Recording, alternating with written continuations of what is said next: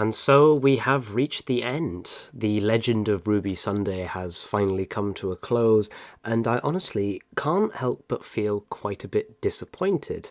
Hello, everyone, and welcome to my reaction to The Empire of Death. Now, I'm filming this literally just after getting in from the cinema, which was a double bill, so we had The Legend of Ruby Sunday first, and then The Empire of Death after a 15-minute intermission, which, honestly, that part itself really annoyed me, because we watched the first episode starting at about 11:15, finishes at 12, and then a 15-minute intermission, so the people who are watching at home get to watch it earlier.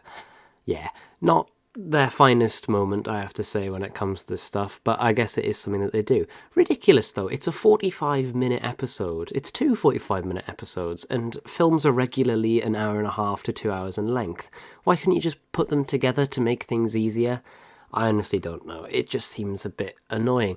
The primary thing that I'm annoyed at is how honestly underwhelming that left me and so disappointed. In particular, it has to be the reveal of Ruby's mother just being this normal woman, and it's that the most extraordinary of people are the most ordinary, everyone is special, yada yada yada. Yeah, I get the message you're trying to push here, but I expected something, I don't know, a little bit more. This is a show where we're talking about time travel and all sorts of fantasy sci-fi concepts, not pushing a nice message for the kids to take home after they've seen the episode.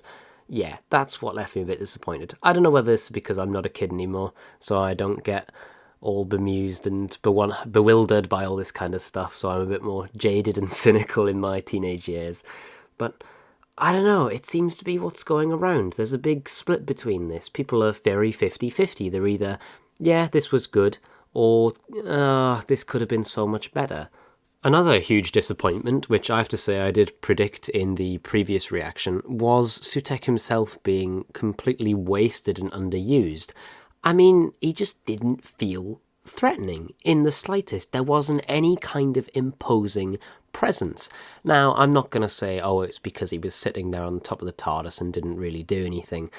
No, because in his original episode, Pyramids of Mars, he was just sitting there in a chair and didn't do a single thing. But he was threatening, he was powerful, he was bending the Doctor to his will. And he does do that here for a few seconds, but then they put a bloody dog leash on him and then attach it to the TARDIS console with the smallest little hook, by the way, which, if he were to just stop pulling for even half a second and just go a few feet forward, that would have completely come undone and the plan would be entirely derailed. I don't know whether there's some kind of psychic projection that's causing this to be constantly its maximum tension, but it just seems so unbelievable in that regard. Yes, I know, unbelievable. There's a bloody giant dog creature thing that's a CGI monstrosity.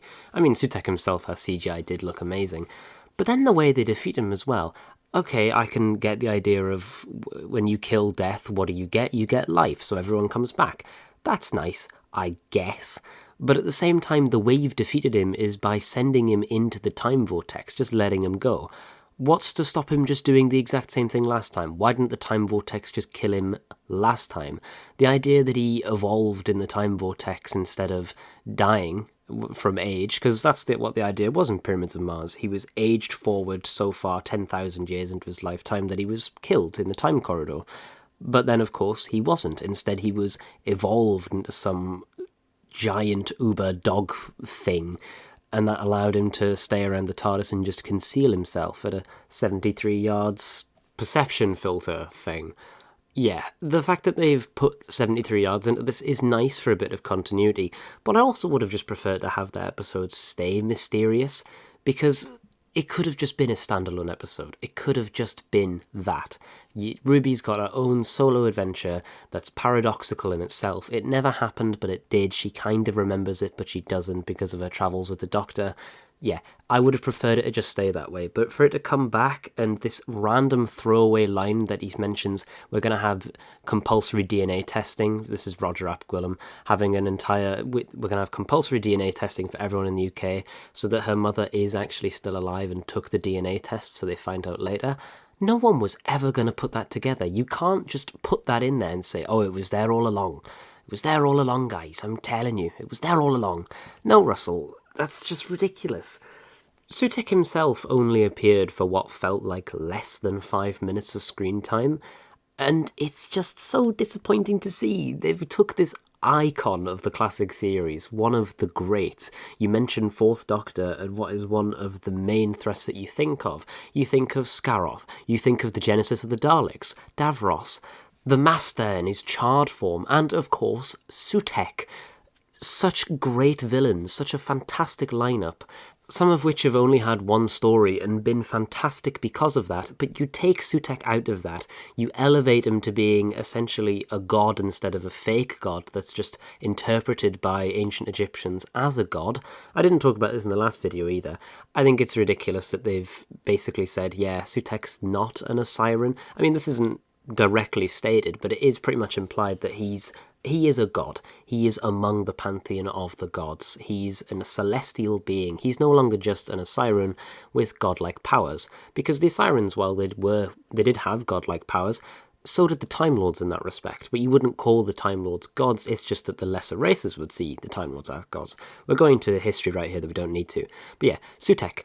Sutekh is just utterly wasted and underused here, and defeated in such a ridiculous way. I'm just utterly disappointed. I can't even state it otherwise. What about something that we did like? Well, I have to say Mrs. Flood. Even though we didn't get a proper explanation for Mrs. Flood, there were some nice breadcrumbs there to be explained in the next series, such as her saying that she had such plans for this universe and Sutekh's kind of derailed all of it, and then at the end, of course, her showing up like Mary Poppins on the roof in a big white coat.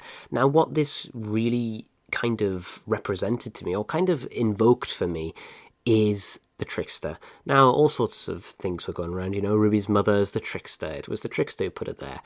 Theories galore when it comes to the trickster, and also that they got mentioned as the god of traps, and we got to see that again with this re-release. But the white outfit and what happened at, I think it was the wedding of Sarah Jane Smith when the 10th Doctor shows up, and Richard Madeley thinks that it's the angel that's come to save him and Sarah's marriage or whatever. Yeah, it really invoked that kind of image of me of the trickster, and because she's kind of playing this very strange character that just knows everything, they can talk to the viewer, and they're really toying with everyone, they're playing games. Now, the god of games has already been seen with the toy maker, so maybe this is the god of traps. I don't know, it's just a theory, but it's one that I really hope comes true. I also really liked Kate Stewart. Now, Kate Stewart's a character that recently has seemed to get a lot of hate, and I can kind of understand that. She does seem to have a love for just hiring the Doctor's former companions despite them having little to no experience whatsoever. I mean, Donna's getting 120 grand and 5 weeks holiday per year. Why? For what reason? As someone said, I saw someone say, maybe this is why they're now hiring children such as Morris, because they can't afford to pay people proper salaries because they're paying Donna an exorbitant amount of money for basically nothing. And that kind of brings in Rose Noble as well. I don't know why Rose is here in the slightest. She doesn't really do anything. She doesn't seem to have a purpose. And also, all of the lines that she says are mumbled. There was one point where I realised that some of the lines she was saying were ADR'd in because they were probably that quiet on set. I don't know, there just didn't seem to be a reason for Rose to be here. But yeah, back to Kate Stewart. Kate Stewart, I thought was fantastic yet again. Gemma Redgrave, as always, is just fantastic. And then at the end, we get a little bit of a hint at a love story between her and Colonel Ibrahim. We might see if that develops or not in the Unit series, but it would certainly be interesting. So, final verdict on The Empire of Death. I did have fun with it. I certainly did enjoy the cinema experience. We had Millie Gibson beforehand giving us a nice little pre-title sequence to it, just saying all your questions are going to be answered, well, most of them at least. A nice little message to the fans. It's the same thing we had at the 50th anniversary, but it would have been so nice to see Ncuti Gatwa. Perhaps he was off occupied with something else, but it would have been nice to see him like we did with David and Matt when it was the 50th anniversary. But overall, I am just so disappointed. Ruby's ending, even though I really did like the moment where she finally does meet her mother and they're sitting there in the cafe and lock eyes and just have a nice embrace, I really did like that. It was a nice ending to her story, but it feels like such a cop-out that after all this time, all this build-up, it's a nice message that she's an ordinary person, which is what makes her special. Wow, not even the god of death can see ordinary people. Oh, it just doesn't make any sense.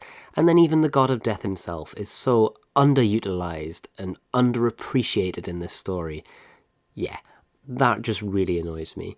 But a final verdict on the series overall, I don't really know what to say. One thing that I have noticed throughout the entire series, and when I talk to my sister every week, and we both watch Doctor Who, and she always gives her thoughts on this stuff, she says that the main thing that she's found a bit annoying is that every single episode, or at least most of these episodes, in some way have just annoyed people. They've gone out of their way to annoy people. And Russell said this in an interview, I think in Unleashed at the beginning of the series. He wants to push boundaries. He wants to make people angry and annoyed because he can do it. But that's not Doctor Who. Doctor Who is a progressive show. We all know that. It's if woke, if you want to use that term. Of course it is. The very first episode was written by a socialist, which had socialist allegories in it, produced by a Jewish woman, written by a Canadian immigrant, and directed by an Indian immigrant. It's one of the most diverse things that has ever happened to the BBC, and at the time was the most diverse thing that's ever happened to the BBC. But sometimes it's nice to just enjoy a series that doesn't have to constantly annoy people. Annoying right-wingers, annoying conservatives who are like, I don't want to see gay people on TV or black people playing the Doctor. They should be annoyed because their views are terrible, they're ridiculous, it's just downright horrible to have these opinions.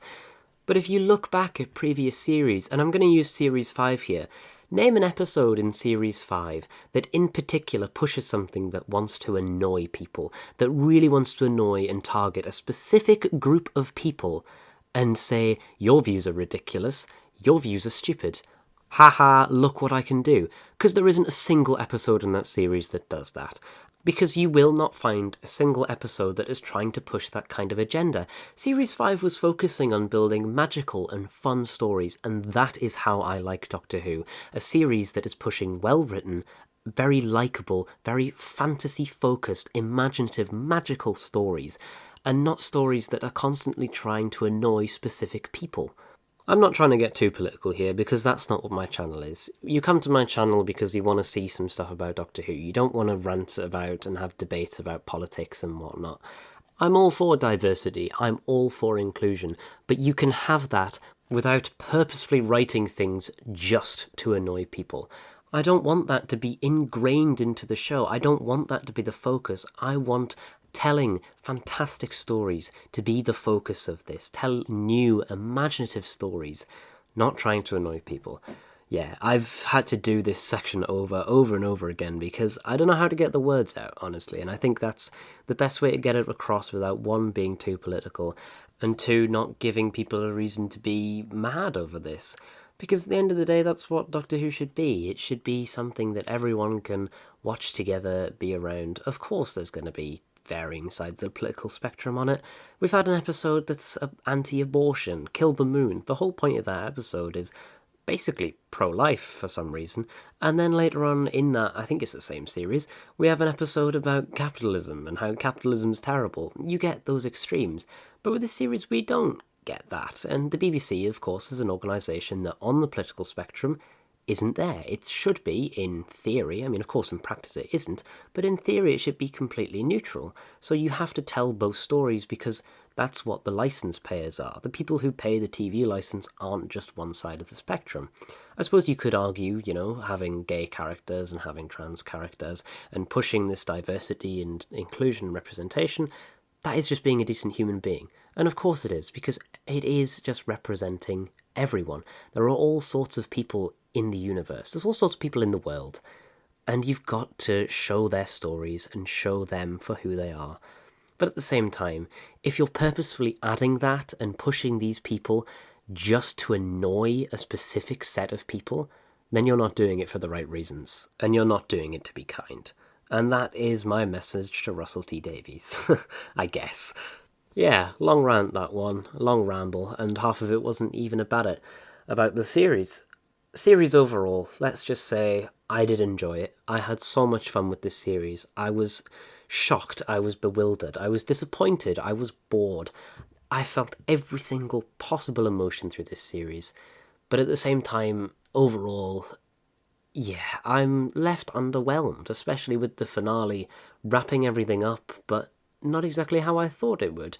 Now, of course, there's a good, not exactly how I thought. I mean, I didn't think Dot and Bubble would end with Lindy being a racist, and I was shocked and surprised at that, but it was a good shocked and surprised. This shocked and surprised, as a conclusion to the legend of Ruby Sunday, it's not a good one. And I guess we'll just leave it at that. But anyway, guys, thanks for watching. If you'd enjoyed this reaction, then consider leaving a like and subscribing down below. It's been so many weeks that we've been going through this, and it's been fantastic to go on this journey with you all. And I guess I'll see you in the next series. There'll be a history of very soon about Sutekh, as I kind of want to ride the hype train on this one, and it's a character that not a lot of people know about. That story, while it did of course show Pyramids of Mars and show the fact that Sutekh hitched a ride on the TARDIS throughout the entire universe, planting his seeds of death on every single planet that the Doctor ever visited, every time zone. A bit like Ego in Guardians of the Galaxy. Yeah, it was lovely to see, but it's not something that was really explained. Who is Sutekh? Where does he come from? What is he like in the expanded media? Well, when I release that video, you'll be able to find out. So stay tuned until then, and as always, thanks for watching.